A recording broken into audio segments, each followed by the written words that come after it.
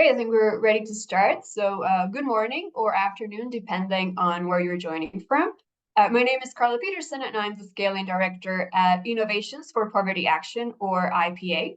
And I'm joined here today by two of my colleagues, Nathaniel Goldberg, who's the Sector Program Senior Director and one of the main drivers behind IPA's Best Bets initiative that we will be presenting today, and Kara Vu from our communications team, who will be helping us make sure that this presentation runs smoothly. So welcome, everyone, and thank you for your interest. The topic of this year's USAID Agency Learning and Evidence Month, What Works and Where to Find It, is at the core of what IPA does. I see many familiar names on the participants list, but for those of you who might not be familiar with IPA, we are a research and policy organization that is dedicated to discovering and advancing what works to improve the lives of people living in poverty. And the way we do this is by creating stronger evidence of what works to reduce poverty, sharing the evidence strategically with practitioners and policymakers to influence policy discussions and inform decisions, and also equipping decision makers to understand and use the evidence to improve the lives of the poor. And more than 20 years working in this space have helped us understand some of the challenges that practitioners and policymakers like yourselves face when looking for the right evidence to address a policy problem. The body of evidence is continuously changing and growing, and aggregating across studies to assess the strength of the evidence is not always easy. And the Best Bets report that we launched in November of last year and that I will be presenting today is part of IPA's efforts to bring the existing body of evidence closer to decision makers in a way that is digestible and actionable to address some of the world's most pressing problems.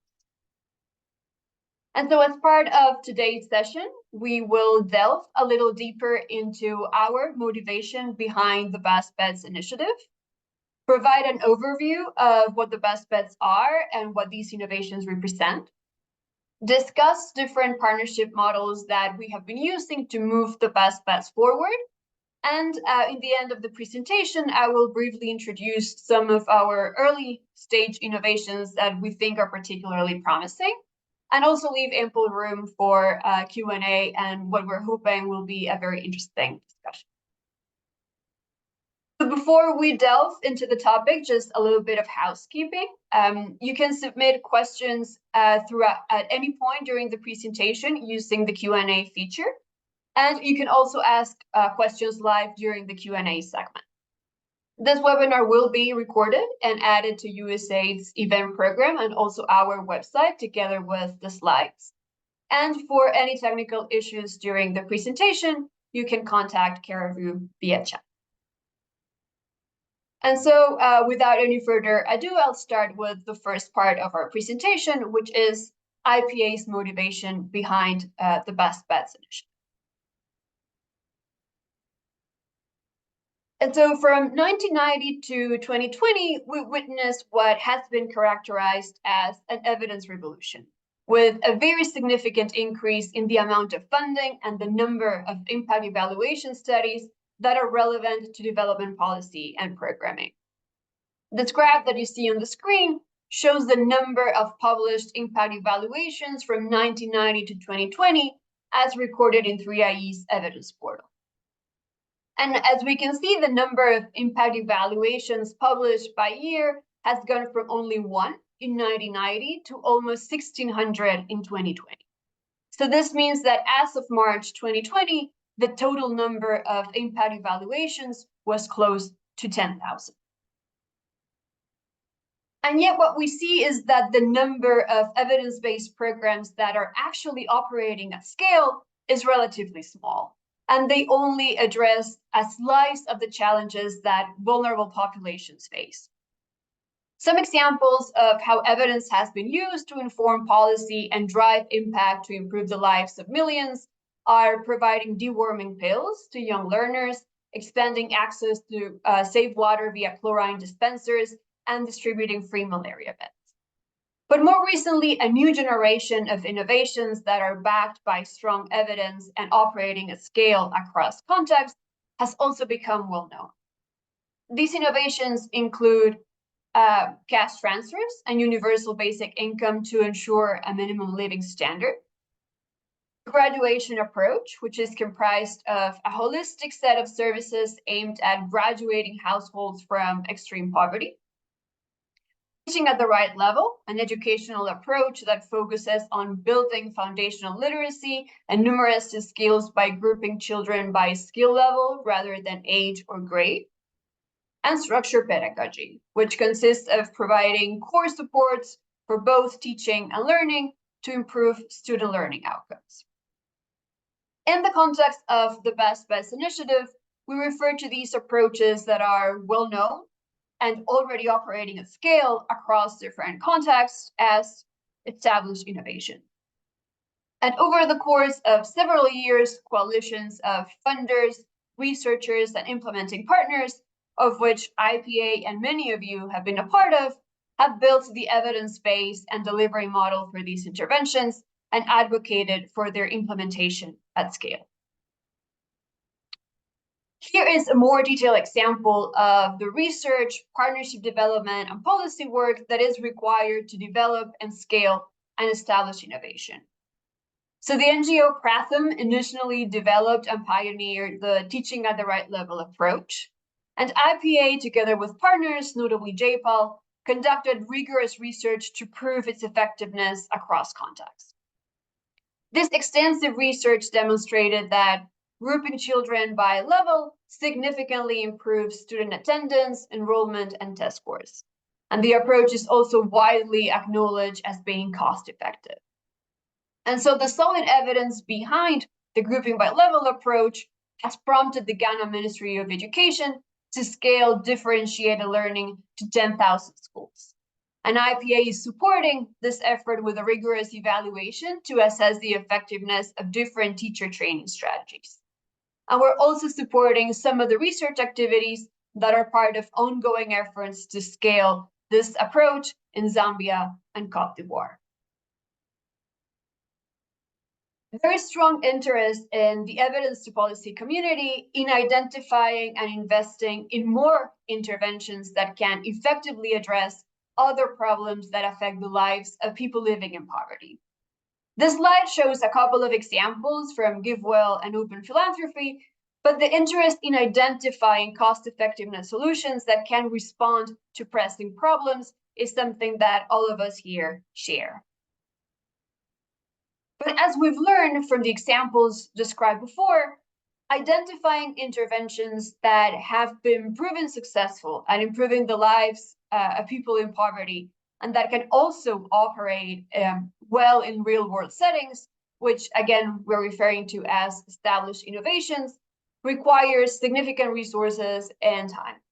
So we must strategically decide, based on the best evidence that we have today, where our investments can be more transformative. But out of the thousands of innovations aiming to make a positive impact on people's lives, and that have shown some success through impact evaluations and other rigorous methods, how can we identify the ones that hold the greatest potential to become the next generation of established innovations? As mentioned before, this question is at the core of what IPA does. We are committed to discovering and advancing what works to improve the lives of people living in poverty. And we feel IPA is uniquely positioned to do this because we're equipped with hundreds of evaluations in our portfolio based on more than 20 years of experience, sector experts, and also policy and path to scale research teams. And so what we did is that IPA's in-house experts and research reviewed hundreds of studies, both within and outside of our portfolio, to identify promising interventions, looking at the amount, the quality, the direction, and the strength of the evidence. Then the interventions identified as promising were classified into different categories: exploratory, emerging, or established, based on what stage they were in along the path to scale. I will delve more into this categorization in a few minutes, but for the moment, I would just like to say that The three categories were defined based on the size and the strength of the evidence, but also considering criteria such as cost, the ease of implementation, and other scalability factors, as well as the different levels of partnership engagement. Within each category, our in-house and sectoral experts and researchers then prioritize the interventions where additional evidence and policy work was most needed, based both on the potential of the intervention to have an impact and the existing evidence gaps. Final selection and categorization was then shared with the academic advisors to each of our sector programs, which are leading researchers at external institutions who provided valuable feedback on the selection, including whether we had missed any key studies or interventions that were then circled back into the process. More than 50 path-breaking innovations were identified through this process. As you can see on the slide, these 50 path-breaking approaches span across 10 different sectors. Some of the interventions address challenges in sectors that have traditionally received less attention and resources, such as violence and crime, malnutrition, and intimate partner violence, and others are pioneering new approaches in sectors that have traditionally received more attention and funding, such as health and education. And these 50 plus path-breaking approaches have also been classified in different stages along the path to scale. But what are the stages along the path to scale? As part of this initiative, we developed 4 different categories considering the evidence of effectiveness as supported by multiple studies in different contexts and the size of the impacts, and the scalability of the intervention. That is, whether the intervention can successfully operate at scale to impact more and more people. So at the bottom left, we have the proof of concept innovations. That is, interventions or policies with rigorous evaluations demonstrating their success in only one context and at a relatively small scale.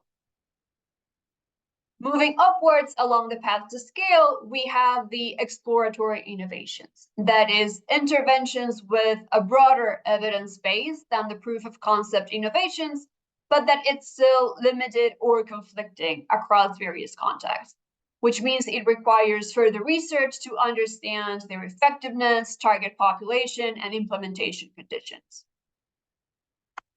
We then have the emerging innovations, which are interventions supported by solid evidence across contexts. Yet questions remain about scalability, cost-benefit, delivery mechanisms, targeting, at scale, and long-term impacts, as well as other indirect effects on the community. And finally, the established innovations, which, as I mentioned before, have been proven successful across contexts and are already operating at scale. How do we move an innovation from proof of concept all the way up to becoming an established innovation?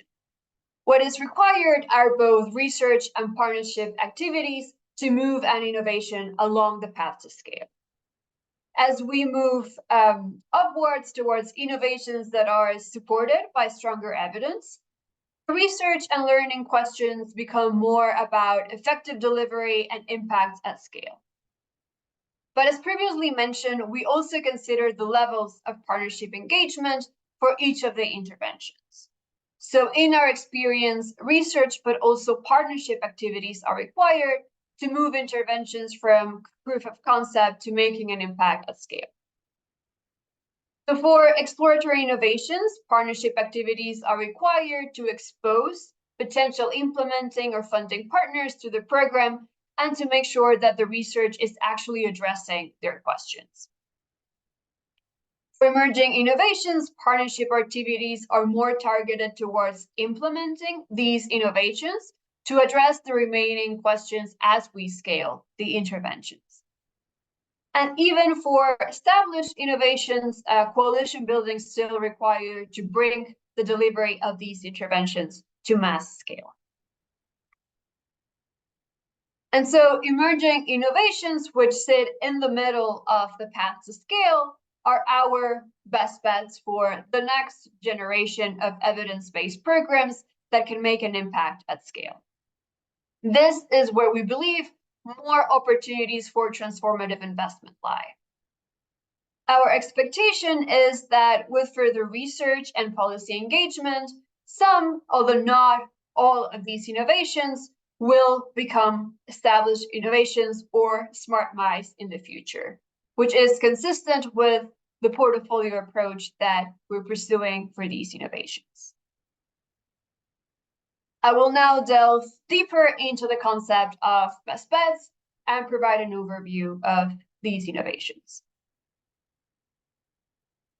So best bets are innovations that IPA sector experts believe hold the most promise for making an impact at scale, taking into account the amount and the quality of the evidence, that is, evidence of effectiveness as supported by multiple studies in different contexts, and sizable and/or wide-reaching impacts, and other scalability factors, such as a reasonable cost compared to alternatives, and that is not a barrier to scaling, the ease of implementation, and the existing of funders and/or implementing partners that are already engaged and might be ready to scale. But that still require additional research and, in some cases, more commitment from implementers and funders to push them forward along the path to scale. Examples of some of the remaining questions along the path to scale for these innovations are lowering implementation cost and optimizing the intervention for greater cost benefit, improving delivery by standardizing or simplifying the intervention for government and other large-scale implementers, refining the target population and leveraging digital tools, and testing for validity in other contexts, potential indirect effects in the community, variations within the target population, and long-term impacts. Following this approach, we identified 14 best bets or emerging innovations. And for each emerging innovation, we note in the report what the innovation is, the problem it seeks to address, why it was selected as emerging, as well as the necessary steps to push the innovation forward along the path to scale. I will now give you a few seconds to go through the list of innovations.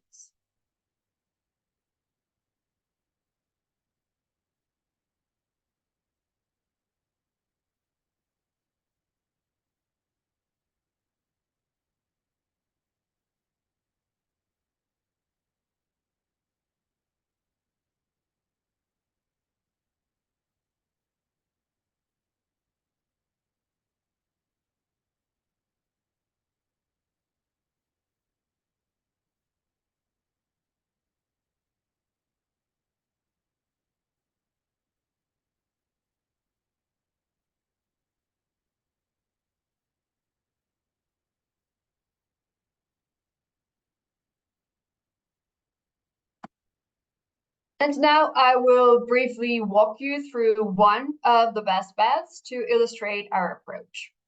And this best bet is payment for ecosystem services to improve the environment. What the intervention is consists of paying people not to cut down trees or to make other investments in maintaining watersheds and other ecosystems. The reason why we think this innovation is important is because conserving and restoring forests and other ecosystems is key to mitigating climate change. And yet in 2022, tropical primary forest loss increased to 4.1 million hectares. So this forest loss produced about 2.7 gigatons of carbon dioxide emissions, meaning that we're way behind our goal of preserving forests and restoring forests. We think that payment for ecosystem services has a very big potential in mitigating climate change, while also providing very much needed economic benefits to households in low and middle income countries. The cost for this intervention is moderate and more cost effective than other carbon mitigation programs that have been tried and tested. The selection of payment for ecosystem services as a best bet is grounded on solid evidence across different contexts. And here is a quick overview of the evidence behind this best bet. So a randomized evaluation of a payment for ecosystem services program in Uganda found substantial reduction in deforestation compared to a control group. An analysis of a similar program in Mexico found that the program reduced tree coverage loss by over 40%, while also having a small impact on poverty reduction. A difference estimate of a payment for ecosystem services program in Ecuador showed households reduced grazing by 20% over 10 years, and reductions continued even after the payment stopped. Ferraro and Simorlarki found substantial, that's around 30% improvements in forest cover loss in Indonesia from a cash transfer program with no environmental requirement or messaging. And research also evaluated different payment mechanisms of a PAE's program to reduce air pollution from crop burning in Punjab, India. And they found that offering partial upfront payment led to a doubling of compliance and reduced burning between 50 and 80% compared to a standard program or a control group.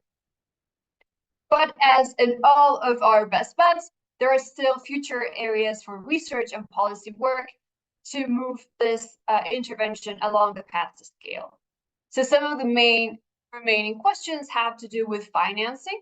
So larger programs tend to be in wealthier countries, such as Mexico and China, and there are a few or very small programs that are actually operating at scale in low-income countries. So how we can better finance these programs to expand them to other contexts is one of the remaining questions. Other questions have to do with program design and contracting. So is the conditionality of the program even needed? Can we just have targeted cash transfers and have this be sufficient? How large do the payments need to be to maintain or even increase tree coverage? And monitoring and compliance. That in some cases, the monitoring of the program can be very expensive. So one of the questions that we have is how can we better leverage newer technologies to reduce the monitoring costs in a significant way?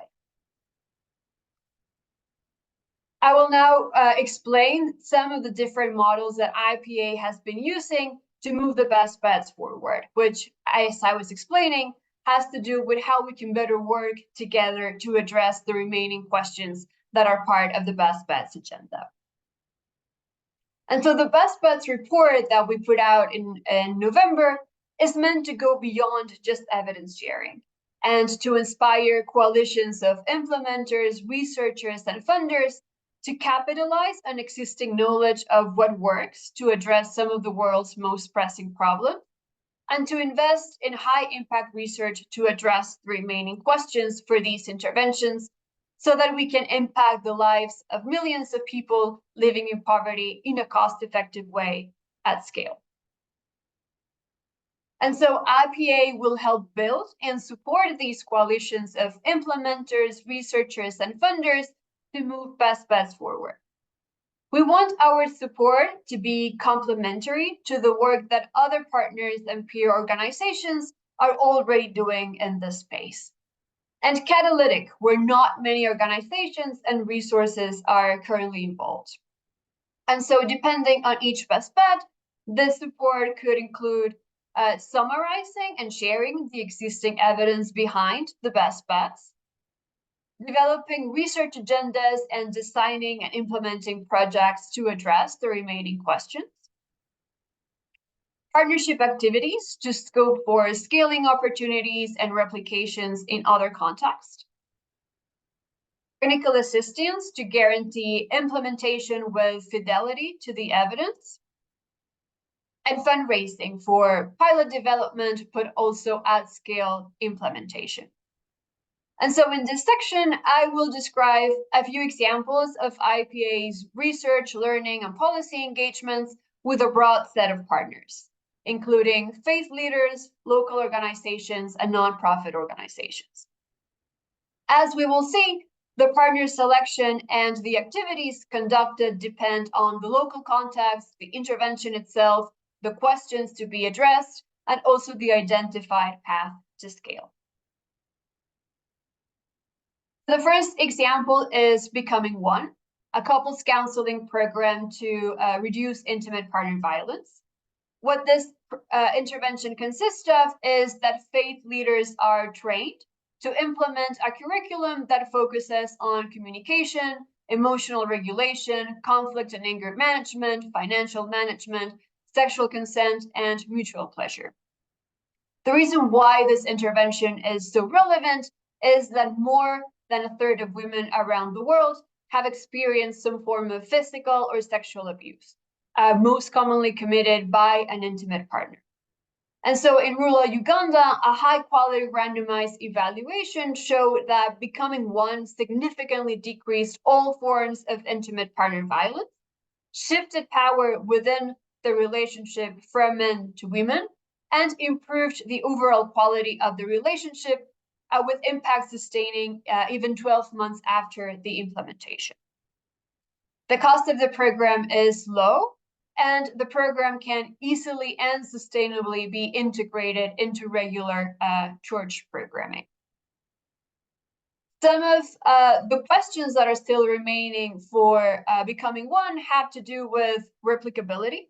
Even though this was a high quality randomized evaluation, we still have questions about whether this intervention will have the same impact in other contexts and with other implementers. Financial sustainability. So for instance, could churches charge for the couples counseling guide to increase sustainability without excluding couples that might be in need of the program? And the operational model. So refining the model that we're doing in collaboration with World Vision and local churches to adapt and scale the program. One of the main operational questions that we have is how to identify the faith leaders that are best suited to provide the program, since research found that greatest impacts are achieved when faith leaders hold progressive views in terms of gender relationships. The intervention is tied to faith leaders, and many faith-based organizations already offer some guidance to their faith leaders on couples counseling. So obviously integrating Becoming One into core church programming is a clear path to scale. This is why IPA is partnering with the Church of Uganda, which is a prominent Christian body with over 11 million congregants, scale Becoming One to all of its 38 dioceses. And at the start of the scale-up, three main challenges became apparent in this partnership. The first one is that the church lacked a system for recruiting or training its faith leaders to adopt a more gender progressive approach, which, as I mentioned, research showed was a crucial element of the program's impact. The second challenge was that the church did not have an accurate data-driven system to monitor program implementation, which is necessary to ensure that the program is well implemented according to the evidence. And also questions remain about the church's ability to absorb the cost of the intervention, notably the printing of the couples guides, which are filled out by participants during the program and therefore cannot be reused. In response to these challenges, IPA is providing the following support. So testing whether faith leaders can charge for couples guides without excluding couples in need, and doing some testing as well to refine the operational model. We're working in deep collaboration with a network of partners for the long-term success of Becoming One, including the International Rescue Committee and World Vision. And we're also connecting regularly with government, local academics, and other partners to build a favorable ecosystem for the long-term sustainability of Becoming One. As part of our technical assistance, we're ensuring that our partners learn alongside the research process. We have also designed tools to help the church select progressive faith leaders who, again, are the best equipped to deliver this kind of intervention, and have developed training, materials, and capacity development for our partners to implement a Becoming One in an evidence-based way.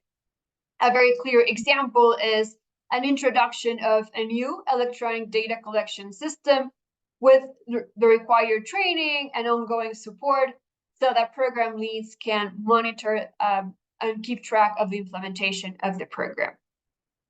We're also supporting our partners with fundraising, so mobilizing resources so that we can still learn about how to better implement the program, but also to eventually resource the coalition so that the program is sustainably implemented at scale in the long term.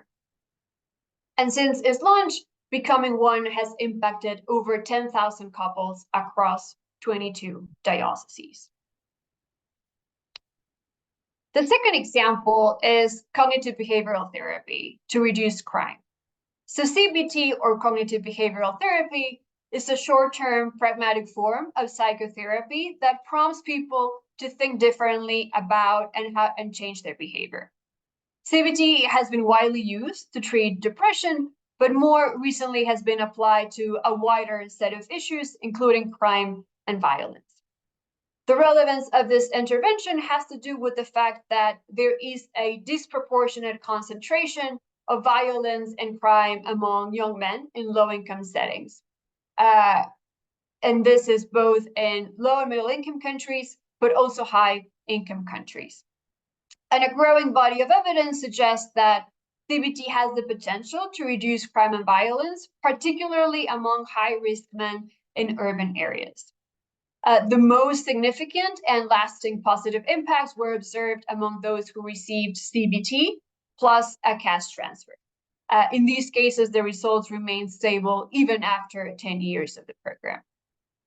The cost for this intervention, based on the testing that we did in Liberia, seems to be moderate and cost-effective, both alone and with a cash transfer. As with all of the rest bets, there are still some interesting future areas for research and policy work in order to implement CBT at scale to reduce crime. Some of the questions have to do with delivery modalities, so more research is still needed to test different modalities, such as using apps to deliver the intervention, adding booster sessions after the program, and bundling the program with other components for greater impact. The generalizability of the program to other contexts where urban crime is high, and cost effectiveness. A lot of the cost effectiveness data that we have comes from the case of Liberia, but more cost effectiveness data from other low and middle income countries will be valuable to learn more about the program.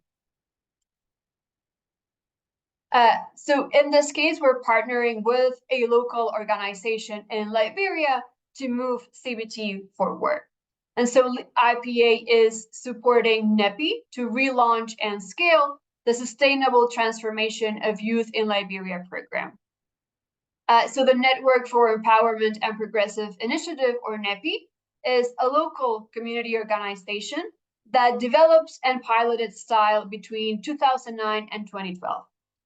STYLE provides 8 weeks of CBT and cash grants to high-risk young men.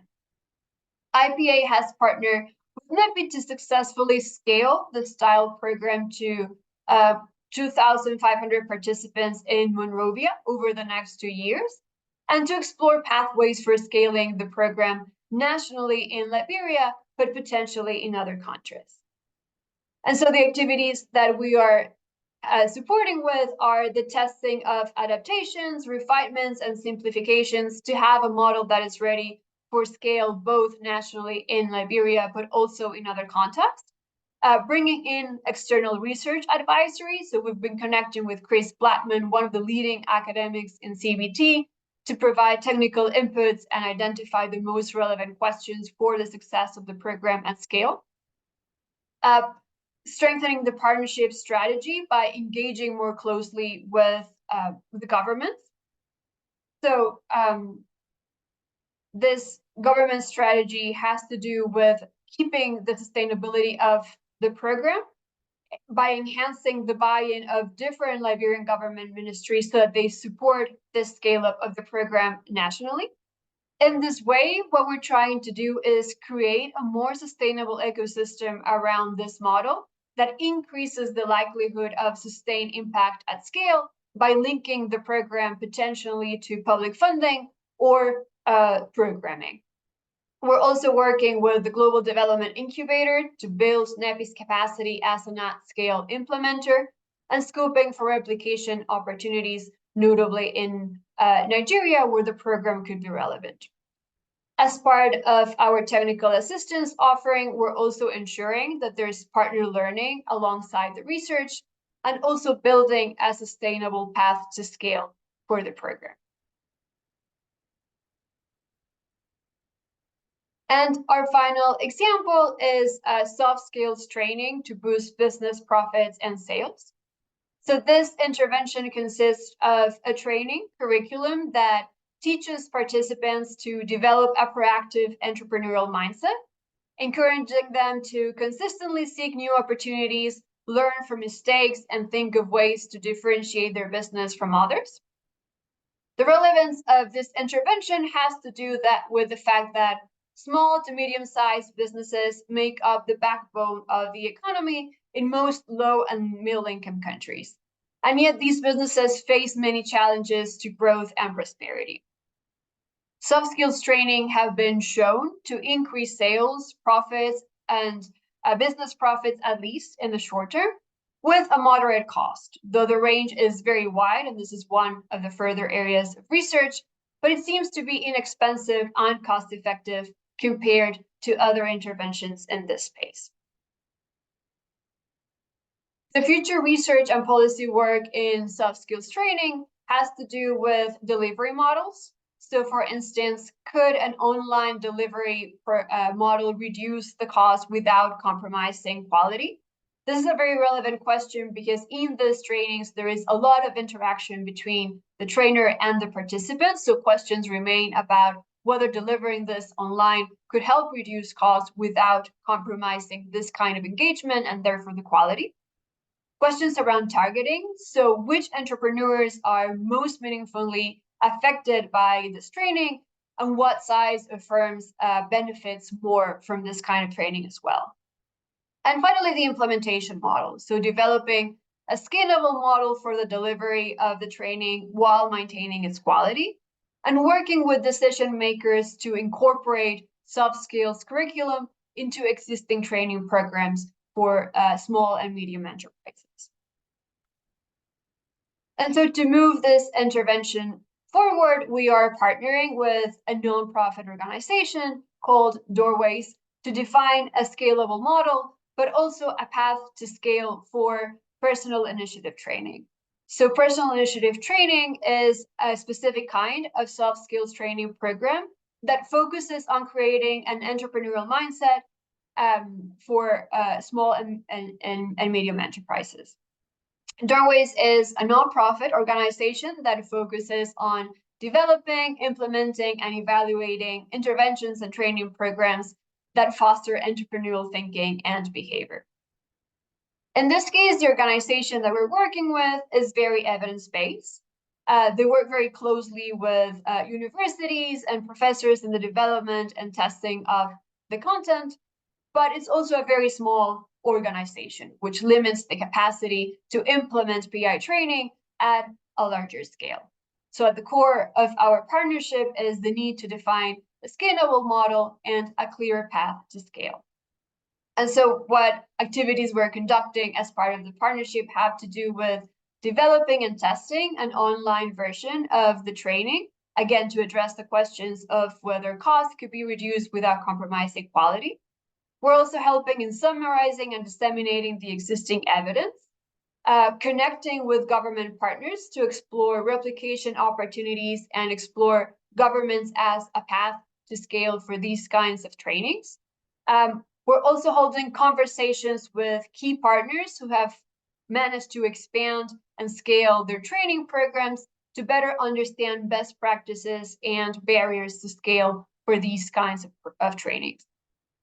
We're providing technical assistance to build a sustainable and scalable model, and also fundraising to mobilize resources to fulfill this learning agenda together and to develop and test a more scalable model.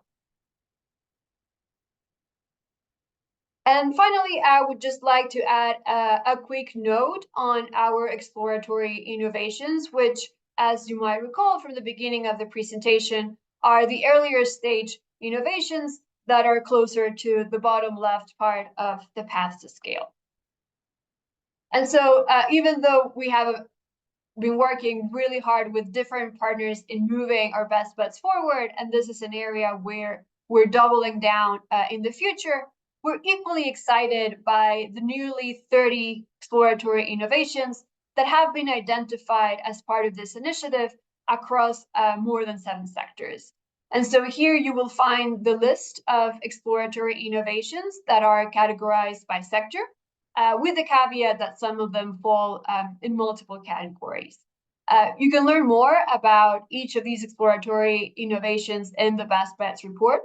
Similarly to Best Bets, the report also includes what is the problem that these innovations seek to address, the evidence behind them, and what is needed to take them to scale. And so IPA, as part of this initiative, will continue investing in the necessary research to build the evidence base for these interventions.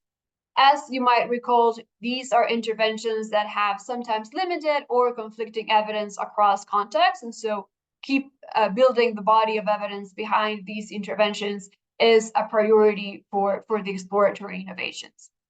And our hope is that some of the exploratory innovations will in turn become emerging innovations or best bets in the future, and that this will help create a pipeline of innovations that, with the right partnerships and research investment, will expand the number of evidence-based interventions that are operating at scale over time.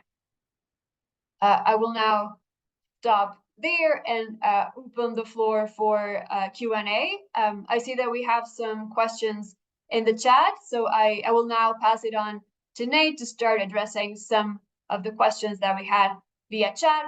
And you can feel free to raise your hand for this portion of the presentation in case you would like to express questions live.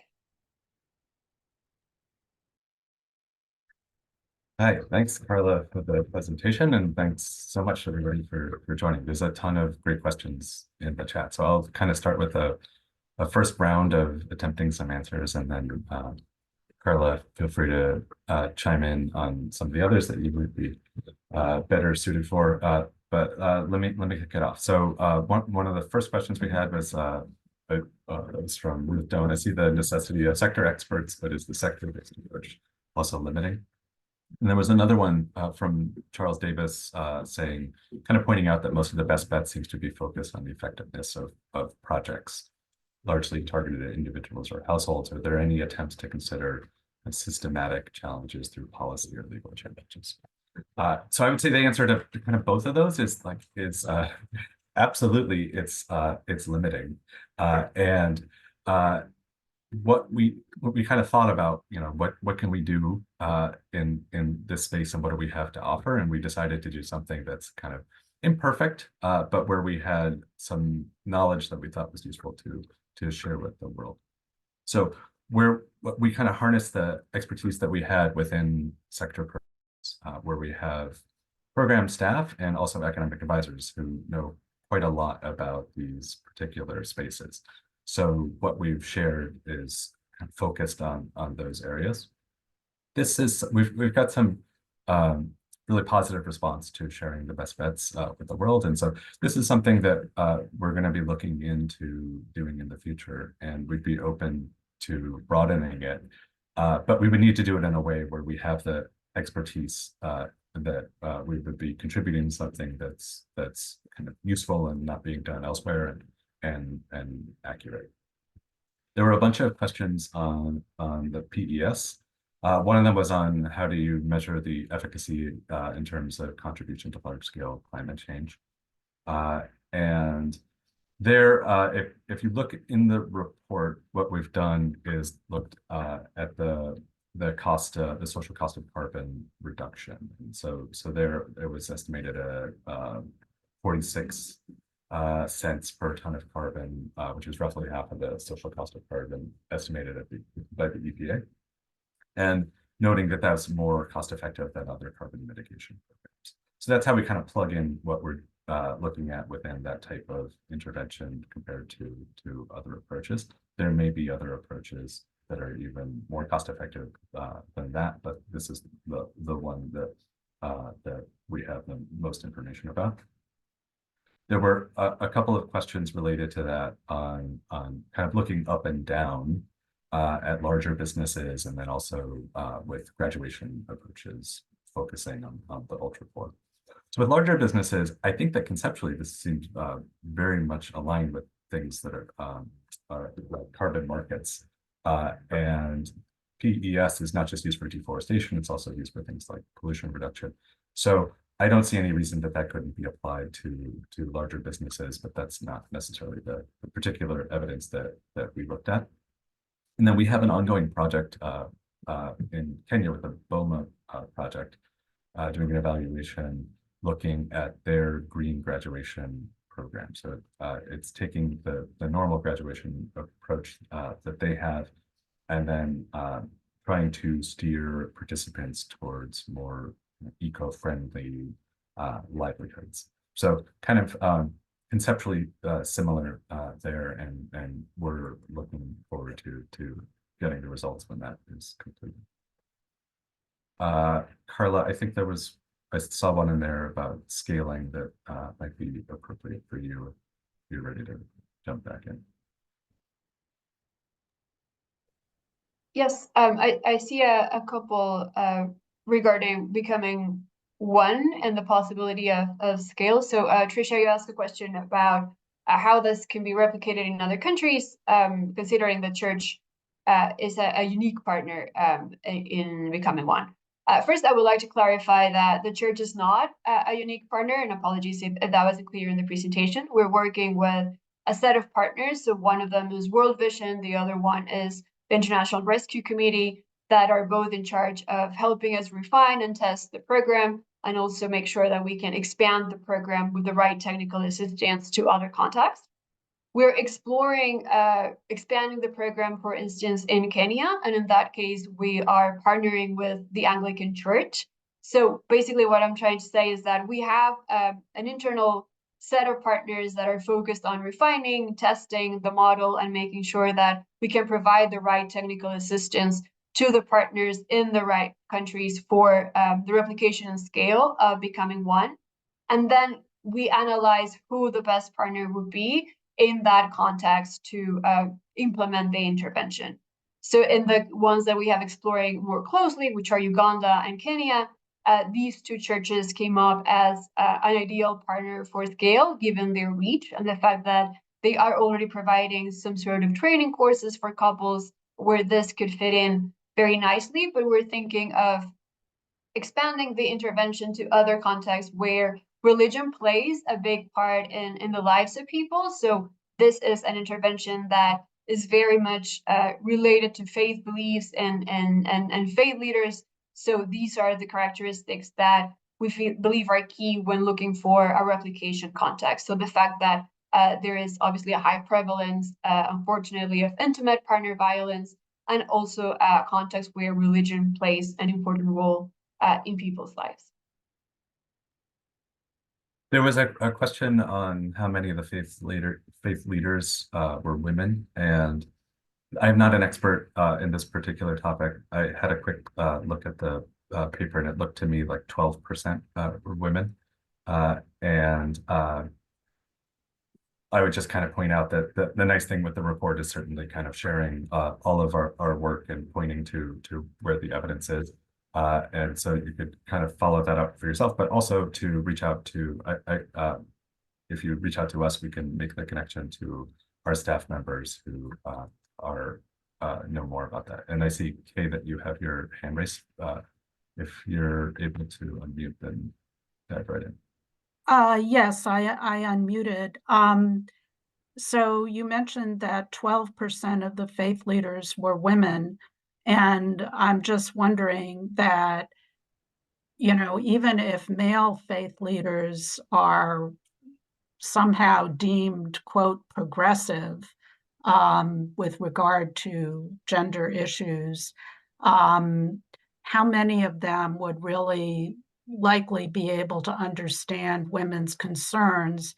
And also, wouldn't women be less trusting of male faith leaders. And I didn't write this down in my question, but was the idea of having both a male and female faith leader engaged in the intimate partner counseling, was that ever considered? Thank you. Thanks. So these are great points. I mean, the fun thing about doing the RCT is that even where we might have some of these concerns and we're not testing the kind of perfect version of something, when we try it in the real world and it produces positive results with a male-dominated group of faith leaders, and we see that it's working, then that shows that even this version can. And then when we have these interventions that are in this world of promising, where we have these open questions about what's the right way to scale something, then we can think about what open questions we have and how we could try a different version of it in the future, if that makes sense. So that would be a conversation that we would start having with partners. For example, you could have a starter training for the faith leaders, or you could have a program that's trying to integrate more female faith leaders. But in some of the contexts where we're operating, I don't know, maybe that's not really realistic. And so then if there's a version kind of working with the male-dominated group that's going to be male-dominated for some time, but produces benefits for women, then that's quite a positive finding. So lots and lots of open questions in terms of how to scale, and we have a research agenda around all of these, and we've highlighted some of the open questions that we have that we want to push forward on in the next round of research. And just to complement Nate's comment, what we identified through the research was that apparently one of the main factors in driving impact was the views that the faith leader held regarding gender. So more than the gender of the leader himself or herself, what were the views that he or she held regarding gender? And so that is why in this second part of the testing that we're doing, we're testing some tools about how to identify these leaders who are better suited to provide this training, and then how to better train them to deliver the program in the right way. So again, there are a lot of questions that are still ongoing, as Nate was saying, but we also have some leads of how to make the program more effective, and these are the leads that we have been pursuing. I also see a lot of questions from in the chat about how we develop our partnerships, how we select partners, and how we convince partners to pursue the best bets. And so I would say that this has to do, on one hand, from IPA's long-standing presence in over 20 countries. So that means that we have a very thorough understanding of what are some of the most pressing problems that are present in the country and who are the main actors in this country.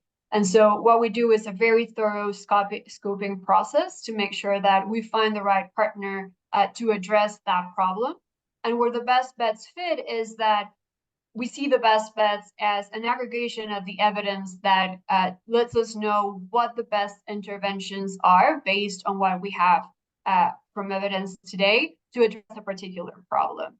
And so what we do is discuss with the partner why we think this is a good intervention for the problem that we want to address, and work together on a learning agenda. So making sure that we identify what are the questions that they have about what they want to achieve as part of the program. And we also bring the questions that are still gaps in the evidence. So it's a combination of an understanding of the context, long-standing partnerships that have been evolving. So some of our partners we've been working with for years in building the evidence base for these interventions, and also making sure that we explain what the evidence gaps are and what the right methods are for addressing these questions. So to your point, Sam, not all of the questions need to be addressed through an RCT, but we do make sure that our partners understand when an RCT is needed, why that is needed, and work with them in making sure that the learnings from the RCT are helpful to their policy objectives,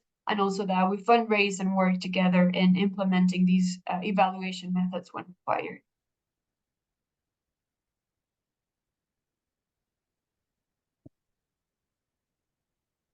So we've got a bunch of questions coming in. It might be helpful if people want to raise hands and we could take like a few questions at a time, like rounds of three, and then try to answer some of these.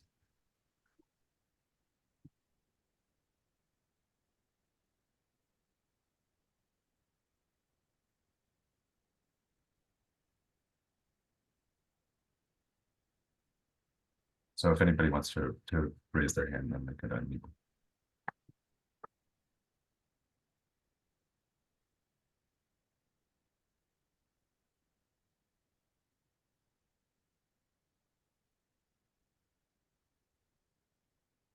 Yeah, hi.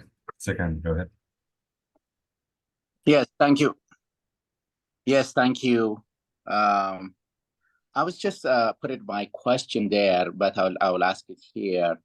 So I was wondering what kind of tool you developed to select among the many innovation you identify, if there is any rubric that you go through the process or rate them. If you just elaborate on that, how did you go about it in selecting, defining innovation is an innovation? Then when you have a bunch of them, how do you prioritize them?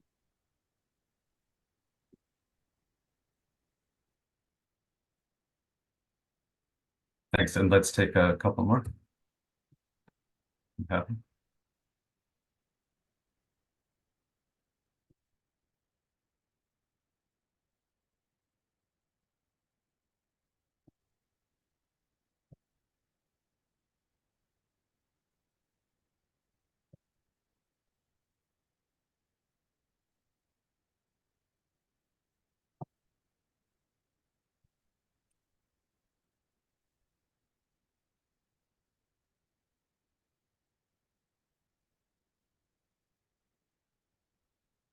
Okay. In the meantime, I'll start with this the most recent question.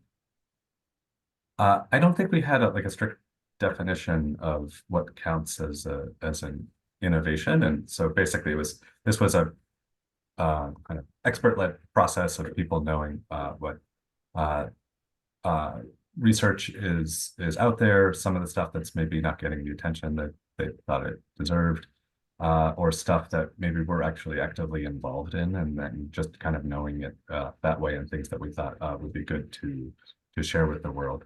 And looking at it in the way that Carla had presented, in that kind of pipeline of evidence where there's we might have one really strong evaluation showing positive results, but then some of these kind of good questions that you were all asking about how it might apply to other contexts. And so that's when we would put it in the kind of exploratory category.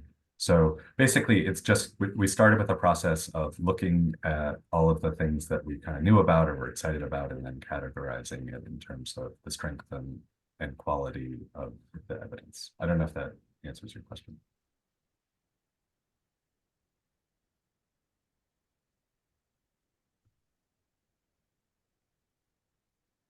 And It then, did, thank you. okay, great. And then John Myers. Sorry. Yeah, thanks. I presume you can hear me. Yeah. I appreciate the presentation. Good stuff. I just kind of focused in on one of the points, and it might be true of others, the best bet around animal sourced food for, I think it was for children, which sounds great. I think we all support that. But, you know, a whole market system might be required to make that possible, and increased household incomes and a lot of kind of behavioral and cultural changes. And, you know, there's other sometimes very costly and difficult interventions required to make that simple thing happen. And I suspect that for others of the best bets, there's a similar kind of foundation that first needs to be in place. Did that get considered? You know, I didn't read the whole study, obviously. Is that factored in somehow? Thanks.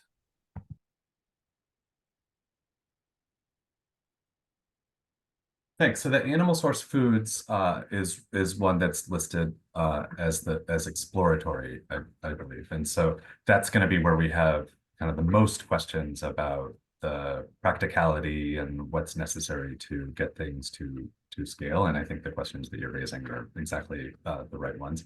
And so again, kind of not an area of my particular expertise, but there if you are able to look at the report and pull up the one on animal source foods, we list the key studies, but then also the scaling up questions, which include demand and consumption, including delivery models, cost, feeding practices, replication, targeting, things like that. So point is that we certainly agree that there's a lot of open questions, and we're really excited about trying to tackle some of those to see whether we can kind of move that up the path to scale, with the idea that a lot of these, or certainly a number of them, aren't going to.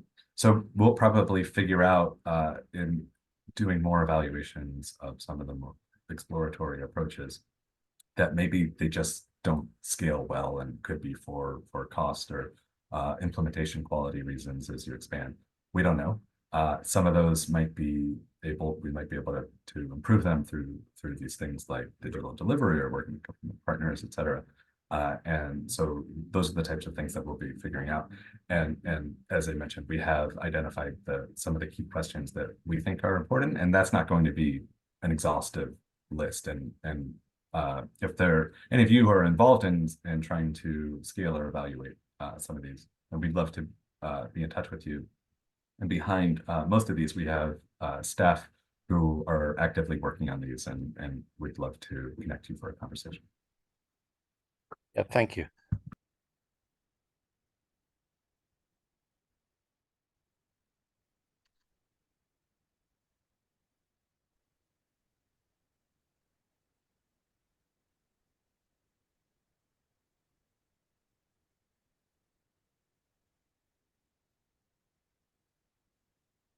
Anybody else whose question wasn't addressed in the chat who wants to chime in? I see Damon has their hand raised if you want to go ahead and speak. Thanks. Really interesting presentation. Question about your focus on emerging innovations, and relating to an earlier question on you're looking at systematic approaches to challenges. There are programmatic interventions in the field, and then there are interventions around building cross-sectional and cross-functional collaborations between sectors, third, public, private. Are you interested and are you looking at these proof of concepts, exploratory, emerging, established methodologies that these efforts look like in bringing resources to bear to solving challenges on the ground? Does that make sense? That question.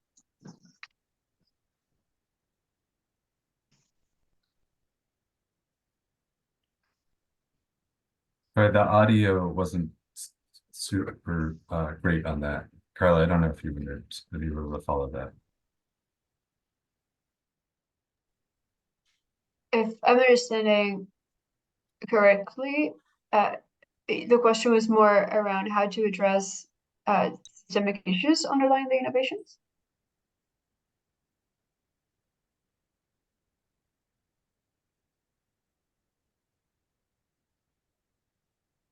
I think Damon had typed their question in the Q&A beforehand if you want to read through it in case, because I also had the audio issues, but you hear me maybe better now? I'll try it again. I try to correct Yes, we hear you better my now. access. Sorry about that.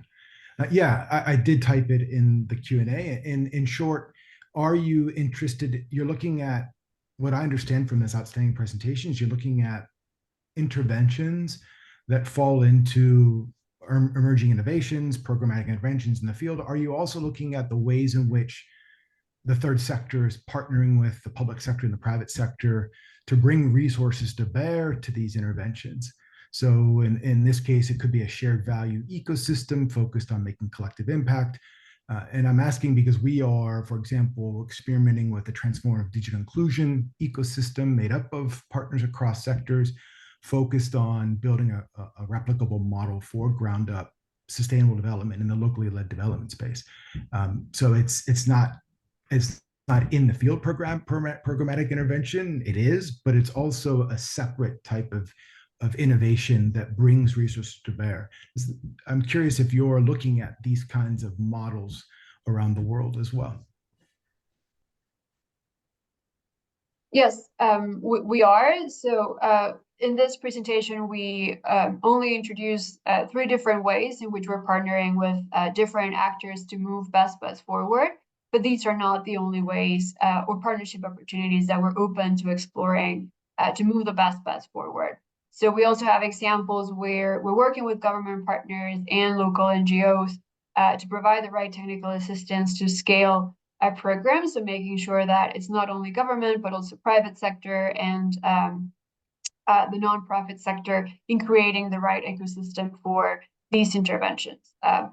Building off of this presentation, probably the best example would be Style in Liberia, where, as I was mentioning, we're working with a local organization who originally developed the program to scale this intervention, but we're thinking more in the longer term about the sustainability of the program. So understanding the limitations of NEPI as a large-scale implementer and making more connections with the government there to build an ecosystem where this program can be maybe integrated into other government programs to secure funding and sustainability in the long term, or making the links so that there is some sort of public funding going into the implementation of the program to expand the resources available both by the government and this local organization in scaling the program. So the partnership models that we are exploring are very diverse, and as I was explaining, have to do with what kinds of questions we want to address for this intervention, what would be the best path to scale for that intervention, who are the main actors or players in the context where we think the intervention could be relevant, and exploring different partnership models from there. Thank you very much.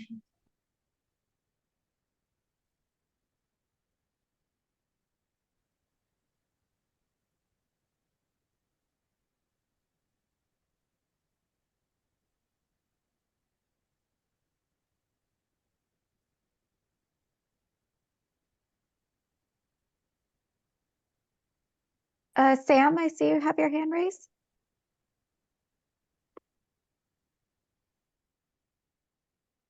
Yeah, this is Sam from the Office of the Chief Economist, and a fan of IPA for years. I was curious, since so many of these are kind of opportunities for learning, what IPA's plan is for kind of updating the list of best bets, updating the list of open questions, and where, you know, we within USAID and other people should be kind of looking to get the most up-to-date information. Thanks.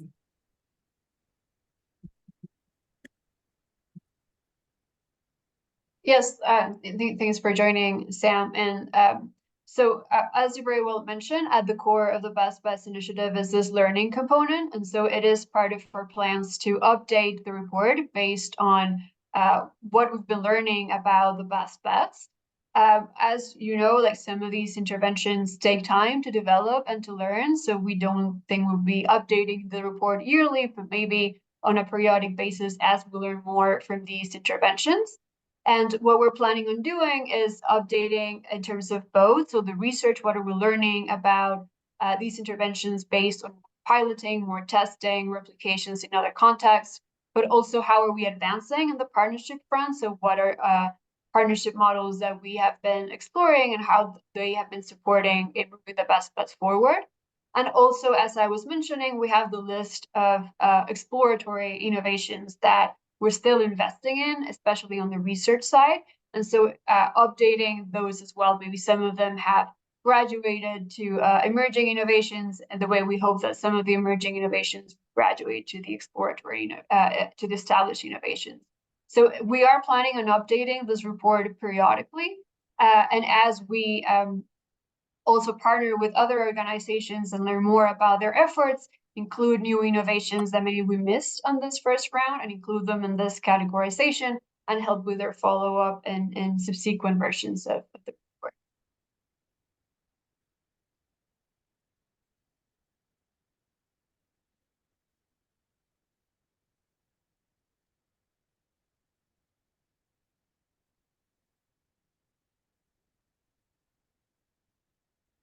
And maybe also to add that, as Nate was explaining, this report is our first attempt of putting this thought process out there, but even this first version of the report is very much open to feedback and additional contributions about innovations that we might have missed, or opportunities for including more studies and learning about what other organizations in the space are already doing around these interventions.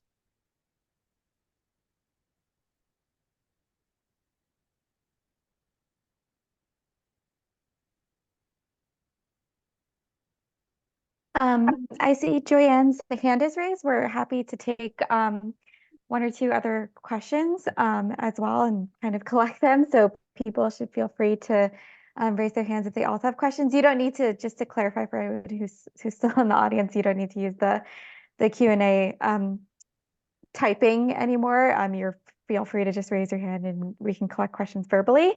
The Q&A chat function was just helpful for when we were collecting questions for during Carla's presentation. So, but if anyone has any questions, don't feel like you need to like take the time to type everything out. Just feel free to raise your hand and we can collect questions verbally. Thanks.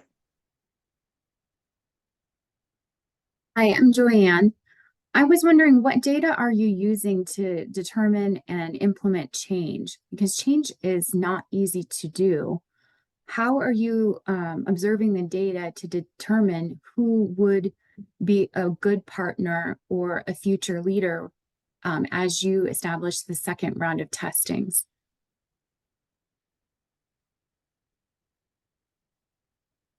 You mean for the implementation of the program, Joanne? Yes, and as the second part is deciding, like we were talking about the Church of Uganda, you're looking for better leaders who would be able to better teach the program. What kind of partnership are you looking for? And then what kind of person are you looking for? What data are you using to track that? So in terms of the partnership, what we have been doing for Becoming One, but for the broader set of best bets is, as everything IPA does, is very much evidence-based. So really understanding what are the key components of the program that are driving impact and what is required to implement those components in the right way. And then what we do from there is identify a partner that has the right characteristics to implement those right, or create a plan to build capacity to implement the program the right way.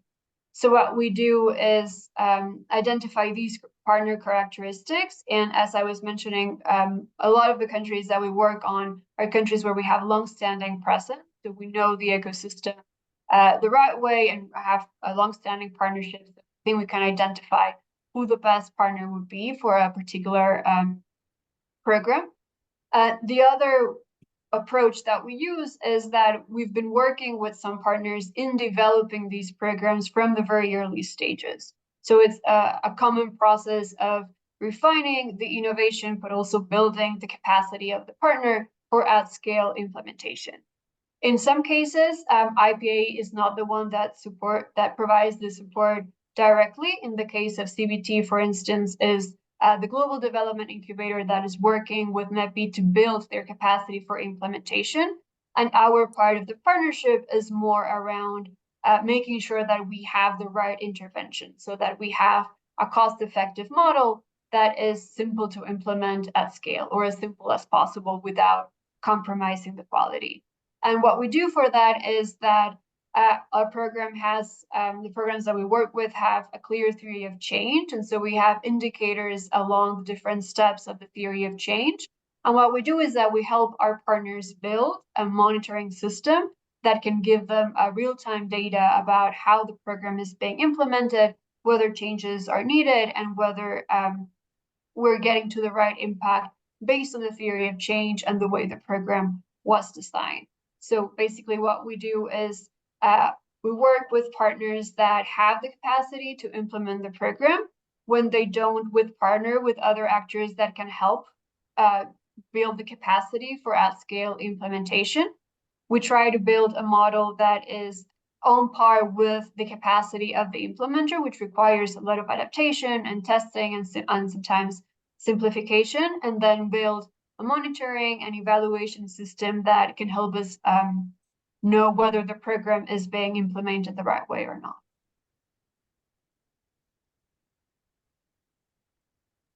One clarification that might be just generally helpful would be kind of IP's approach that we're a very data-driven organization, but our data approach tends to be more at the kind of household or participant level, and we'll be looking at hundreds or thousands of people who participated in a program or a version of the program compared to those who didn't, and we see how much better they're off they are for participating in one version of a program compared to another. When we're looking at something like a scale-up partner, then we might want a little bit of data about kind of what's their current reach and how many staff do they have, things like that. But that's not necessarily like a data-driven approach. It's kind of, are they interested in implementing the program? Do they have the capability of doing that? And are we kind of aligned at what the next round of these research questions would be? And we kind of take it from there. That's not necessarily like a very data-driven approach in itself. Thank you. That helps.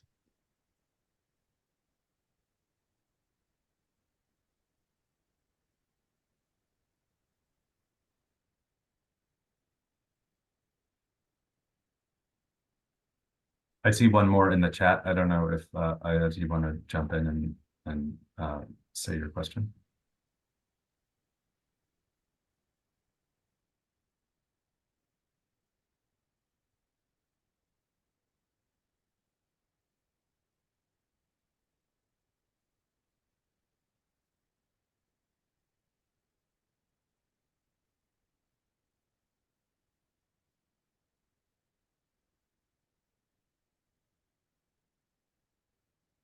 Or if anybody else wants to jump in. I don't know if we have time for maybe one more.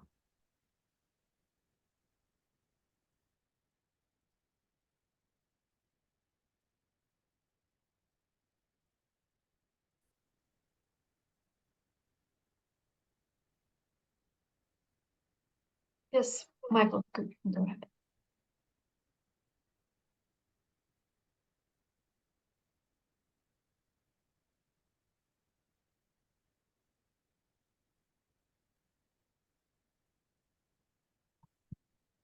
I'm not sure if my microphone's working. Can you hear me?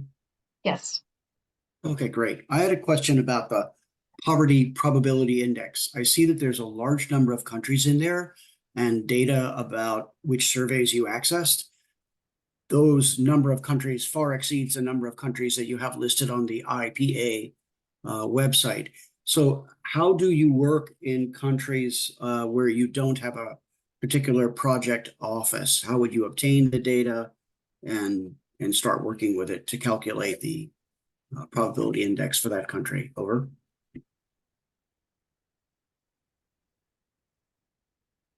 This question, thanks for the question. Does this relate to the best bets report in any way, or kind of this is a general IPA question about the PPI? And go ahead.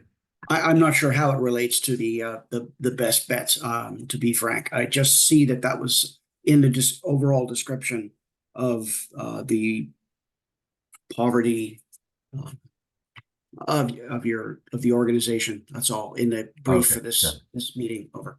Gotcha. Okay, I wasn't aware of that. So and I'd be very happy to connect you with the PPI team. And so basically that's a technical question in terms of how their particular methods based on, I think they use the kind of latest available LSMS data, and then they do quite a technical process of coming up with indicators kind of based on the short list of about 10 indicators that would have the most explanatory power in terms of measuring poverty. And that's an ongoing thing in terms of kind of the data availability and how out of date it might be and things like that. But the team would have much more to say about that. Well, that's great. If you can put me in touch with them, that would be much appreciated.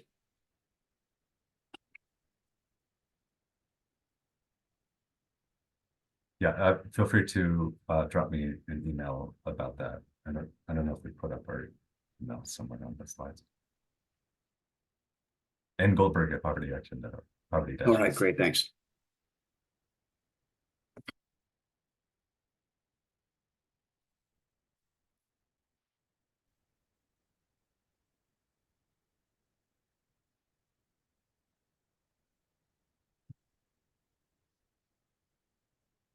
Okay, any last questions?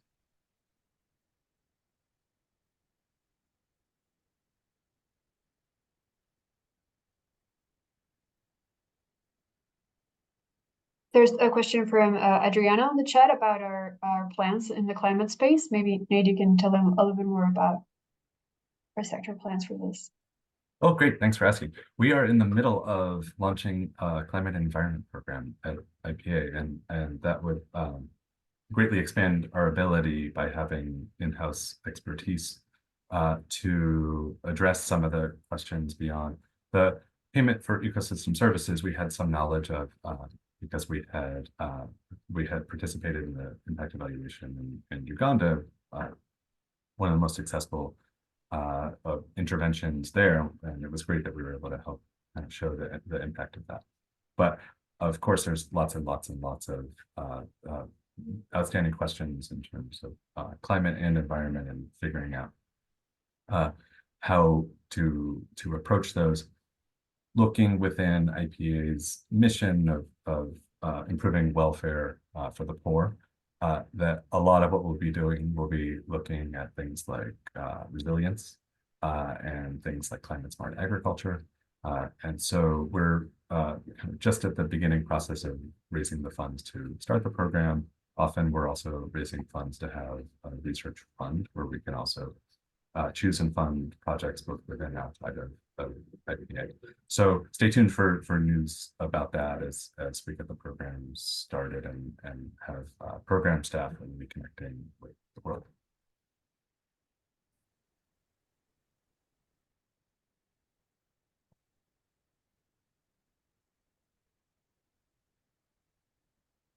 And we had a question from Ayad, who unfortunately cannot does not have stable internet to say the question live. But, the question was about at what point of an income generating activity there is training as part of the soft skills best bet. If it's in the beginning or at the end of this income generating activity. I would like to clarify that in the case of soft skills training, we're focusing more on businesses, so small and medium-sized businesses, which means it's a very long-term project, just setting up the business. And at what point the training comes in depends. There are different kinds of training. So soft skills training is more of an umbrella term. But what we've seen works most in trainings such as developing an entrepreneurial mindset is when people have already started a business or have a very clear idea of what they want to do. And then the soft skills training helps them develop this mindset to face adversity, be better at differentiating their business, having the right resilience that goes through the entire entrepreneurship process. But there are other kinds of training that focus on different aspects, but most of them have to do with providing support throughout the development process of small and medium-sized enterprises. So it's not just a small income generating activity, but setting the right mindset to develop a business. To add to that, so that's exactly right. There's also the work that we've done around graduation, which I think has some linkages there. And there's both the training, which is at the outset of the livelihood, which is a technical training that's typically on livestock and how do you manage that livestock, how do you vaccinations that you need, building the right enclosures and things like that. But then an ongoing life skills coaching, which you can think of as being a form of soft skills training.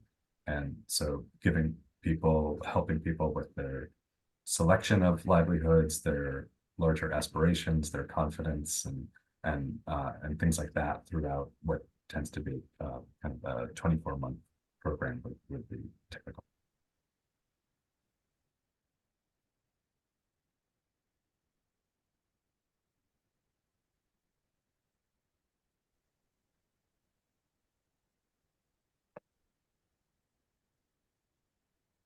Okay, I see no other hands raised nor questions in the chat, and I believe oh, Wendy, I do want to do a last question.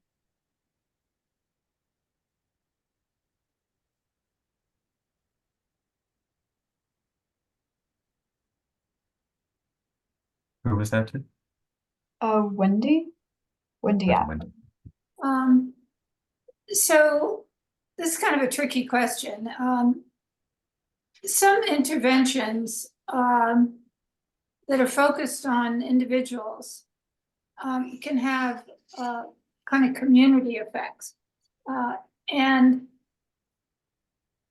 in a sense, one might think that they would benefit from a community perspective. You know, for example, some of these soft skills, or if you're trying to design a version of a graduation program that has these soft skills in it.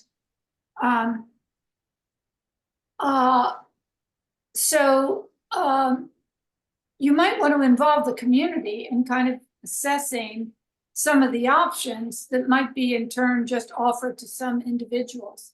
So there's some kind of community ownership for, or for example, the treatment is going to be focused on a certain set of individuals, but it might be offered on another basis to a larger group of people. So you might want the community to kind of embrace and consider some of the options as you're designing the overall intervention. In implementing some of these things, have you ever dealt with that kind of issue or tried that kind of approach? Thanks for the question. So this is something that we could easily incorporate into an evaluation. I think it's a cool idea. There have been, as you're probably familiar with, a number of evaluations of community-driven development. And my understanding of that is that the results aren't anything great, which is kind of interesting unto itself, right? And so maybe there's kind of a sweet spot in the middle in terms of getting input from communities, and some of those might be just kind of good advice. So in the graduation approach, for example, one of the first things you do is a market assessment to figure out what types of activities are viable there and what's being done too much already. And so you don't want to be giving people options of livelihoods that everybody else is doing, and they're going to not make a lot of money and depress incomes for others, for example. And you want to know about things that there might be some demand for. So anyway, the point is that these are really good scaling questions and things that can be easily incorporated into a randomized evaluation, where you would try incorporating that feedback outside of it in some of the communities and compare it to others. And I think it'd be a cool idea. And if you're kind of aware of any settings where we should be trying something like that, then definitely let us know. Okay, thanks. I think we're a little bit past time. So thank you everyone for your interest and for a very interesting discussion. As I mentioned, we'll be sharing the presentation materials with USAID. You can also find them on our website. Feel free to reach out if you'd like to learn more or have other ideas about how we can work together and collaborate in moving the best bets forward. Our emails are in the presentation, and thank you again and have a great day.